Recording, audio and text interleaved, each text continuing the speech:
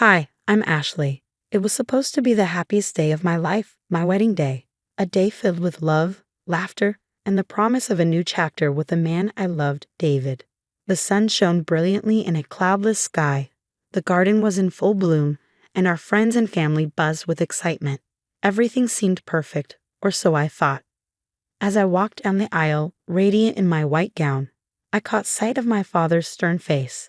He had never approved of David, always calling him unworthy. But I loved David, and I had hoped my dad would eventually come around. I was wrong. After the ceremony, during the reception, the tension in the air was palpable. Dad's glare at David was a silent challenge. I tried to laugh and chat with our guests, but the unease was undeniable. Then came the toasts. When Dad stood up, his voice was cold and sharp. Instead of speaking about love and happiness, he spoke of disappointment and disapproval. My heart sank.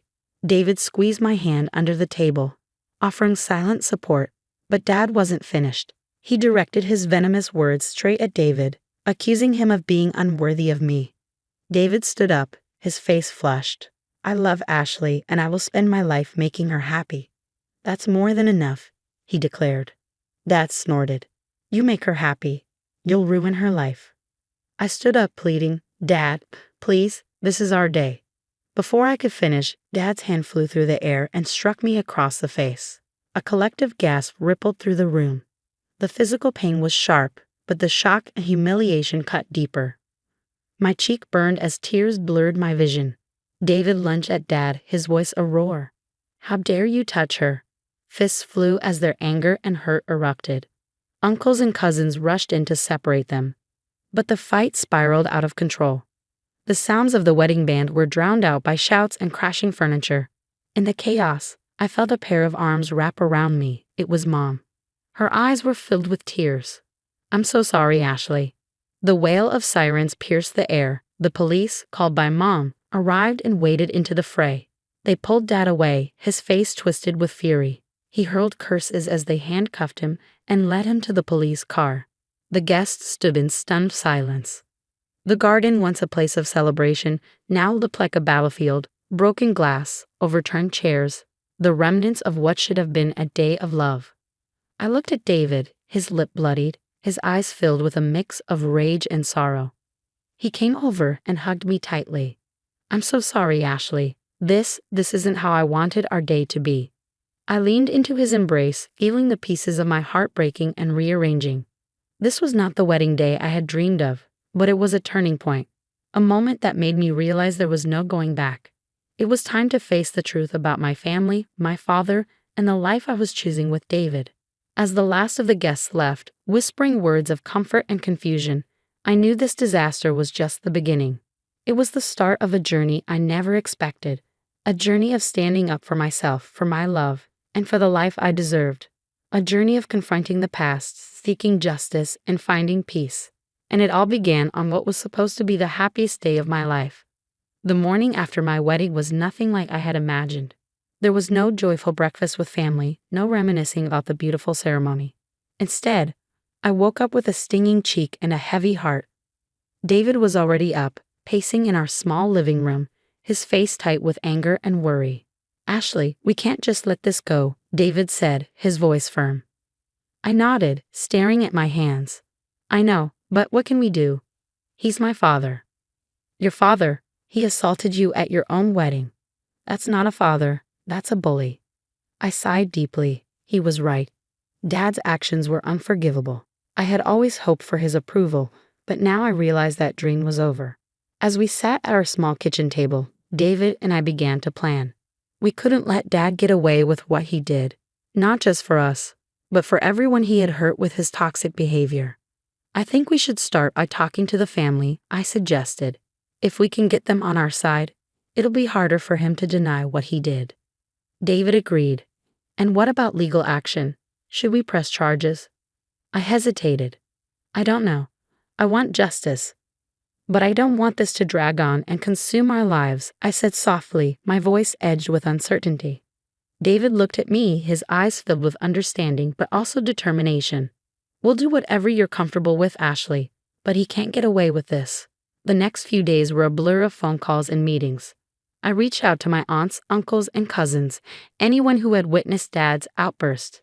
To my surprise, many were more supportive than I expected, sharing their own stories of Dad's abusive behavior. I always knew he had a temper, but I never thought he'd do something like this, my Aunt June said, shaking her head in disbelief. We're with you, Ashley. It's time someone stood up to him. My cousin Mike added, yeah, it's about time. With each conversation, my resolve strengthened. This wasn't just about me anymore. It was about breaking a cycle of abuse that had gone on for far too long. David and I also met with a lawyer, a no-nonsense woman named Miss Henderson. She listened intently to our story, taking meticulous notes. You have a strong case, especially with the number of witnesses, she said. But be prepared, this will be a public matter, and it could get ugly. A knot of anxiety formed in my stomach, but I nodded. I understand. I can't let him think he can treat people this way without consequences. Miss Henderson gave a small, reassuring smile. Good. I'll start preparing the paperwork. We'll hold him accountable. The weeks that followed were a whirlwind of planning and emotional upheaval. David was my rock, supporting me every step of the way. We gathered evidence, spoke to more family members, and worked closely with Ms. Henderson. One evening, as we sat on the couch, exhausted from yet another meeting, David took my hand. Ashley, are you sure about this? I mean, I'll support you no matter what, but this is a big step. I looked into his eyes, feeling a surge of love and gratitude. Unsure, David.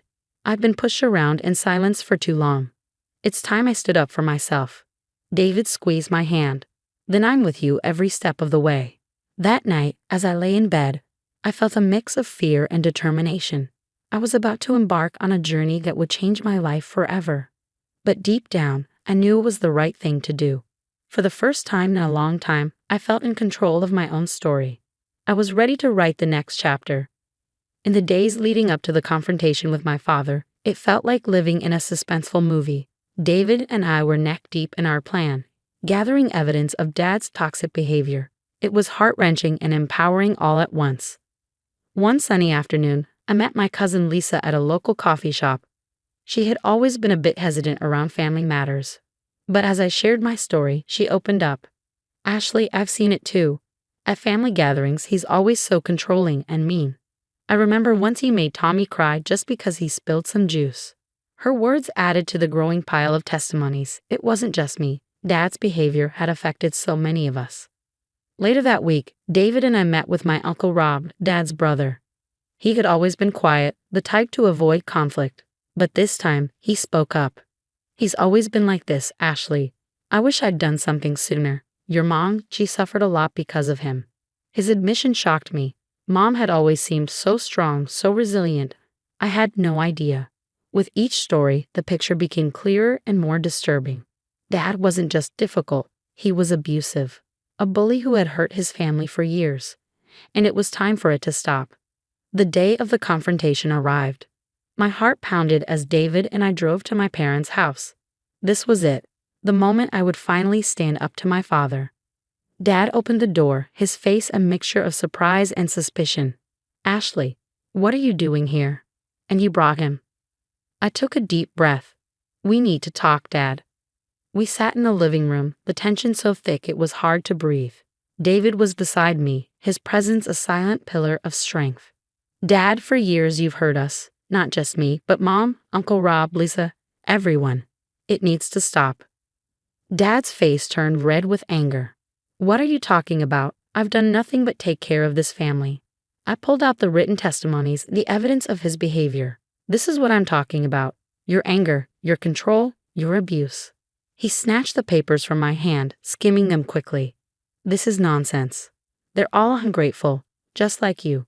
Dad, please, I pleaded. Just read them. Understand the pain you've caused. For a moment, there was silence as he scanned the pages, but then he threw them down. I don't need to take this. I've done nothing wrong. I felt a wave of disappointment and anger. Dad, all we're asking for is an apology, an acknowledgement of what you've done. His voice was icy. You'll get nothing from me. You and your husband should leave. David stood up, placing a hand on my shoulder. We tried, Ashley. We tried. As we walked out, my emotions were a whirlwind. Disappointment, anger, sadness. Above all, there was a newfound determination. Dad's refusal to apologize only solidified my resolve. I was going to see this through, no matter what. The drive back was quiet. I gazed out the window, the passing scenery a blur. This wasn't the end. It was just another step in my journey, a journey that I was more determined than ever to complete. The weeks following my confrontation with Dad were a whirlwind. The story of what he did, bolstered by the testimonies of family members, began to spread. It wasn't just within our family anymore. It was in the community, on social media, everywhere. The man who had always presented himself as respectable and upright was now being seen for what he truly was. One afternoon, as David and I sat in our living room, my phone buzzed. It was a call from Mom. Her voice was hesitant, a stark contrast to her usual strength. "Ashley, your father, he wants to talk to you. He says he's sorry." I felt a jolt of surprise. Dad apologizing. That was something I never expected. "Mom, I don't know. After everything." "Ashley, I understand if you don't want to. I just thought you should know." I thanked her and hung up. David looked at me, his brow furrowed with concern. "What are you going to do?" I sighed, feeling the weight of the decision settle on my chest. "I don't think I can forgive him, David, not after everything." David nodded, his hand finding mine. "Whatever you decide, I'm here for you." A few days later, I received a letter from Dad. It was an apology, or at least his version of one. He wrote about his own upbringing, his regrets, his realization of the pain he had caused. But as I read it, something felt off. It wasn't about me or the pain he had inflicted. It was about him, his feelings, his experiences. I shared the letter with David, who read it carefully. "It's your decision, Ashley. But remember, you don't owe him anything." I knew he was right. This wasn't just about the slap at the wedding or even the years of emotional abuse. It was about a lifetime of toxic behavior, and a letter wasn't going to fix that. The decision was hard, but I knew what I had to do. I wrote back to Dad, telling him that while I acknowledged his apology, I couldn't just forget everything. There would be no reconciliation, no going back to the way things were. The day I sent that letter was the day I felt a true shift within myself. It was like letting go of a heavy burden I had carried for years. I was choosing my own peace, my own happiness. David and I began to rebuild our lives, free from the shadow of Dad's toxicity. We became more involved in our community, finding joy in helping others who had faced similar struggles. One evening, as we sat on our porch watching the sunset, David wrapped his arm around me. "We've come a long way, haven't we?" I leaned into him, feeling a sense of peace and contentment. "Yes, we have. And we did it together." As the sky turned a deep orange, I realized that this was just the beginning. A new chapter in our lives, one where we were no longer defined by the pain of the past, but by the hope of the future. Our journey had been long and difficult, but it had led us to a place of understanding and strength. We had faced the worst and come out stronger for it. And as I sat there with David, I knew that no matter what the future held, we were ready for it. This was our story of overcoming, of justice, and of moving forward. It was a story of empowerment, a testament to the resilience of the human spirit. And as I looked up at the stars beginning to twinkle in the evening sky, I knew that our story was far from over. It was just beginning. Discussion. Has Ashley's decision to not reconcile with her father, despite his apology, been the right one? Was it a show of strength and self-respect, or could it be seen as an inability to forgive and move on? What would you have done in her shoes? Share your thoughts in the comments below. Your opinions and perspectives make our community a rich and engaging place. If you enjoyed this story and want to see more, don't forget to like this video and subscribe to our channel. Your support helps us bring more content like this to you. Thank you for watching, and we can't wait to read your comments.